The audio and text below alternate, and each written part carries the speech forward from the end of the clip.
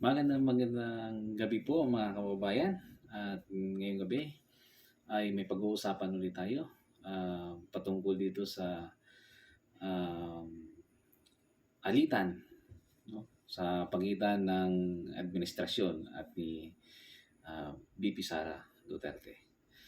So ngayon, pag-uusapan natin yung mga sagot ni Madam Senator Amy Marcos sa interview ni uh, Sergio Macalma na ginawan din naman ng reaksyon video ni ating idol na si Page Update. So ano nga ba yung ah, sagot ni Madam Amy at bakit nga ba hindi na lang magkasundo yung VP at yung ating presidente? Panoorin po natin.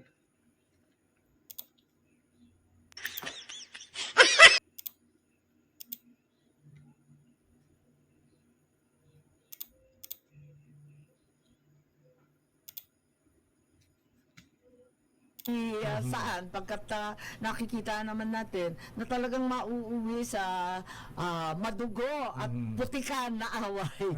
Kaya eto nga, sabi ko magtrabaho na lang tayo at yun ang panawagan ko sa lahat, pwede ba? Pero yung mamagitan, ako sa kanila na yan, pinagdadasal ko na lamang. Sabi ni VP Sara, umabot na sa sukdulan, there's no more turning back ba yung sinabi niya? Ayan na. Malalim na ba talaga ang sugat at mahirap na ba itong maayos, Senator Amy?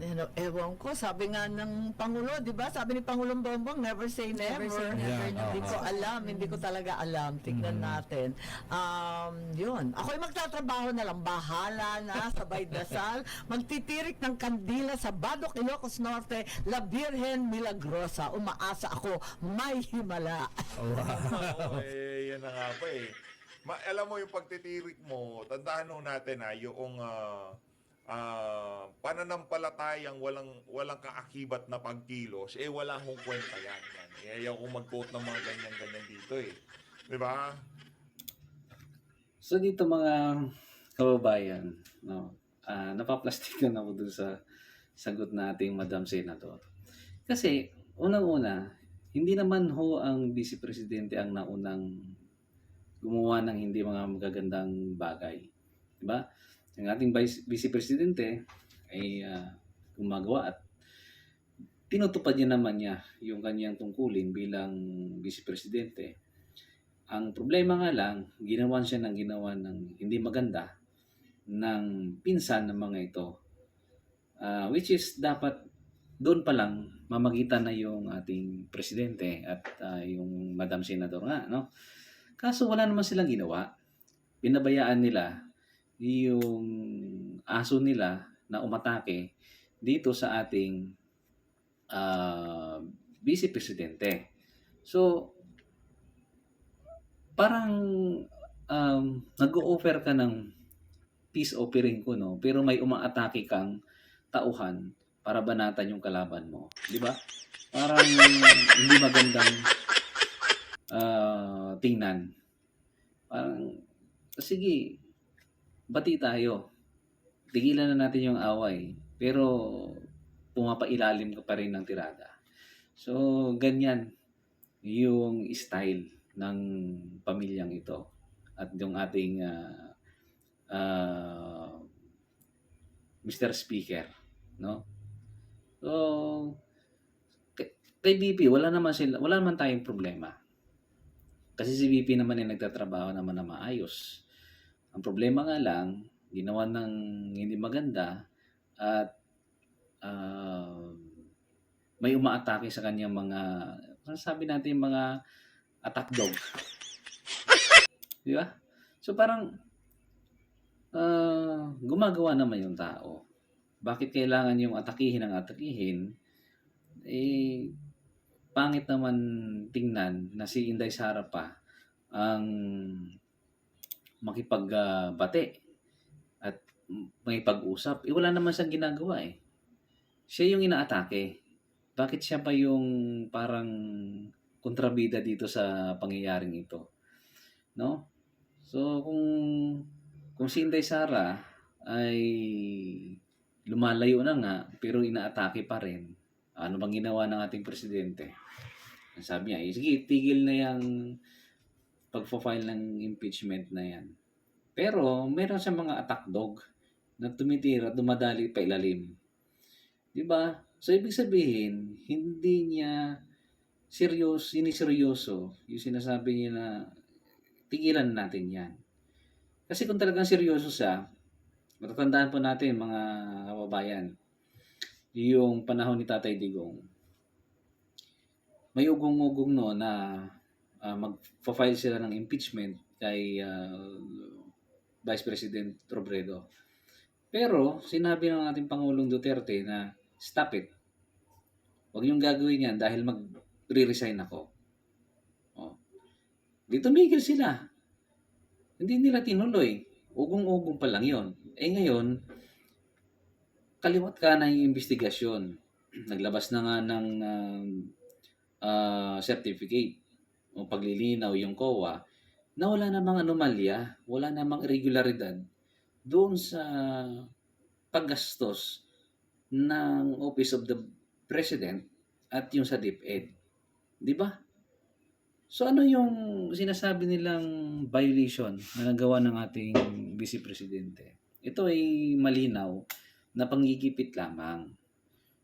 No? Ang dapat na hawakan sa liig ng ating presidente dito ay yung speaker.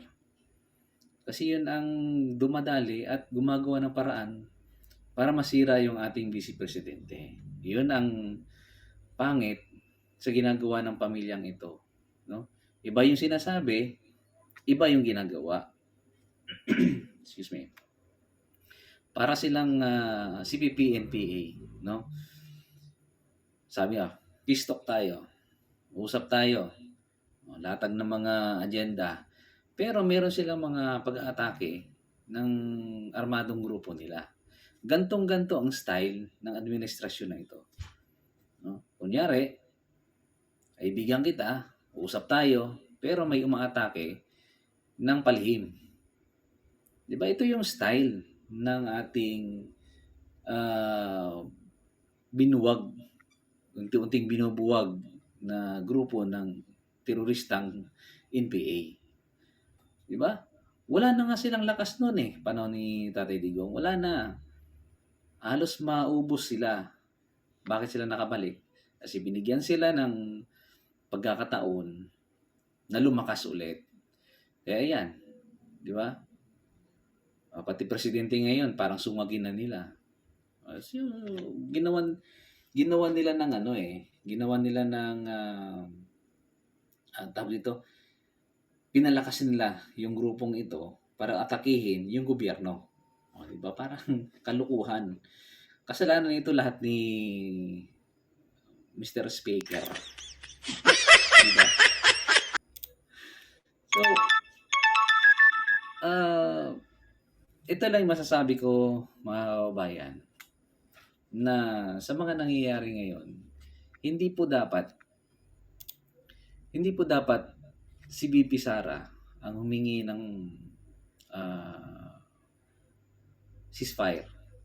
Kasi wala naman siyang ginagawa Di ba pansin natin, nagtatrabaho naman yung Ali. Ang kaso, ang ginagawa ng mga tao ni Tamba ay mag-file na kung ano ng mga kaso. Mag-iimbestiga dito, iimbestiga doon. Yung taong nananahimik at magtatrabaho, yun ay wala na. No choice na siya dahil kinigipit niya yung tao niya no? So, hindi na siya makakaiwas dahil nandun na siya sa sitwasyon na ipit na. Kung hindi nangyari yung yung pagsasalita niya ng pagpapakita niya ng galit nung sa conference na yon, di tuloy-tuloy na, di ba? Hanggang ngayon siguro naghihiring pa. Marami silang na-contempt na ipakulong. O ngayon, nung nag-react si BP Sara, tahimik sila. At yung mga sinabi ni Inday Sara, yan naman ang binabalik at ikinakaso sa kanya. So, unfair. Di ba? sila na nga yung gumagawa ng hindi maganda, sila pa yung may ganang magalit at sabihin, hindi, kasalanan mo to, BP. Di ba? Kalokohan. So, sa nakikita natin, wala talagang patutunguhan yung pa-file nila ng impeachment case. Kasi base na rin sa mga magagaling nating abogado, sila Attorney Sal Panelo, sila Attorney Vic Rodriguez, at meron pa ako napanood kanina na in-interview sa isang radio station na wala naman daw talagang merito yung mga final na kaso. At saka gahol na nga sila sa oras. Sus mio. Ano na lang talaga pangda-divert na lang talaga ng atensyon ng mga Pilipino para hindi natin masilip yung budget na ginagawa nilang tawag dito, sinisingitan nila na kunyari ibibigay sa ayuda, yun pala ay kanila na, di ba? So ginigisa tayo sa sarili nating mantika, mga kababayan. So ngayon, nagsalita na yung ating mga kaibigan, patid sa iglesia, na magkakaroon nga sila ng peace rally. At suportado nila yung sinabi ni Pangulong BBM na itigil yung pagsasampa ng impeachment. So kung tutusin, kayang-kaya ni Pangulong Duterte tuloy, ni Pangulong BBM na sabihan yung mga congressman na itigil na yan kasi sayang yung oras. Imbis na magkaisa yung bawat Pilipino ay nagkawatak-watak na ito yung ginawa ni Pangulong Duterte dati na pinagkaisa Muslim, Kristiyano, Katoliko, pinagkaisa niya. Kahit pa paano nakita natin yung unity na kahit panandalian lang nangyari, naramdaman natin. So yun na sana maibalik natin, mga kababayan, no? So huwag tayong magpapaniwala sa mga senador na ito na nambobola lang. Kung tutusin, kayang-kaya nilang gawin para magkasunduan lahat. So yun lang po, mga kababayan. At sana ay maayos na yung problema ng bansang ito at umusad-usad na tayo. At kawawa yung ating mga kababayan. Dahil sa mahal ng mga bilihin ngayon, walang nagagawa yung mga politiko natin para maibsan yung pagmahal ng mga bilihin. Busy sila sa ibang bagay. Busy sila sa pagsira ng pagkatao ng ating Vice Presidente. Yun lang po, mga kababayan. Maraming pong salamat at ingat po tayo.